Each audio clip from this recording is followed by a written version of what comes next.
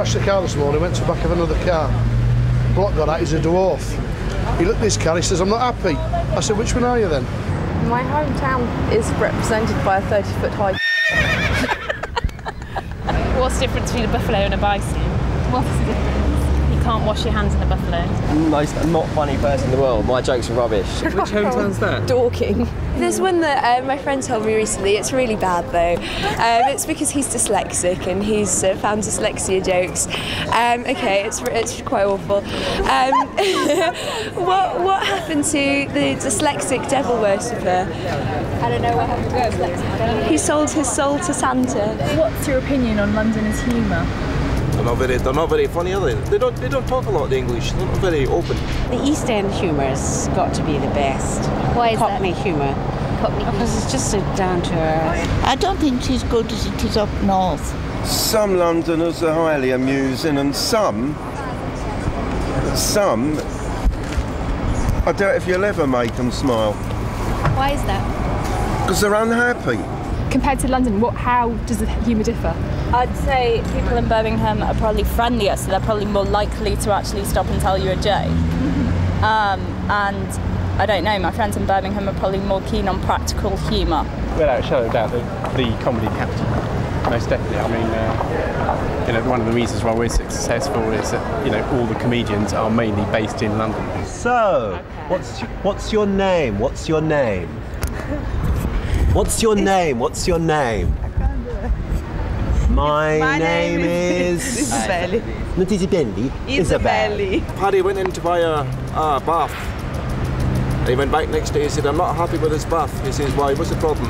He says, the water keeps falling out. He said, didn't you buy a plug? He said, you never told me it was electric. Two guys in a pub. Yeah. They're discussing what they're going to get their wife for Christmas. Yeah. So the first guy said, I'm going to buy my wife a Mercedes and a fur coat. Yeah. He said, bloody hell, that's extravagant. He said, well, she's a good woman, and if she don't like the coat, she's got the car. And if she don't like the car, she's got the coat. Yeah. He said to the other guy, well, what are you going to your wife then? He said, a pair of slippers and a vibrator. If she don't like the slippers, she goes, so.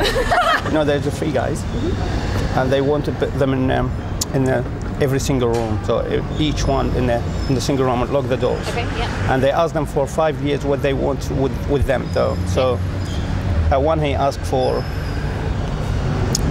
5 years just whiskey, and the other for one woman.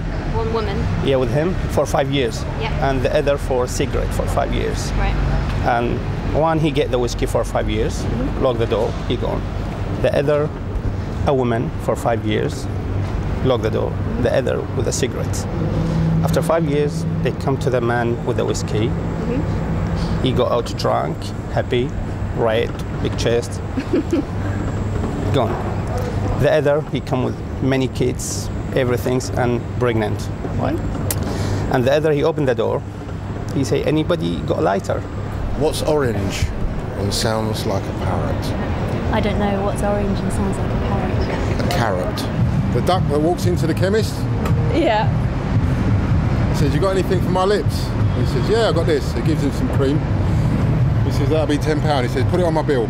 It's basic human expression, isn't it? Without a sense of humour, it's tragedy. Without comedy, it's tragedy. People need to laugh, of course they do. Of course they do. But jokes are my forte, man. I'm rubbish. Seriously, I'm really rubbish. I got back from New York this morning. I'm really tired, and I'm sorry. I'm terrible. I can't think of anything. No problem. All right. Sorry. It's really badly told. I've forgotten the punchline. I can't remember the joke. It's 20 years old like that. But it made someone laugh. It's just tragic. Comedy is unfinished. Tragedy is unfinished.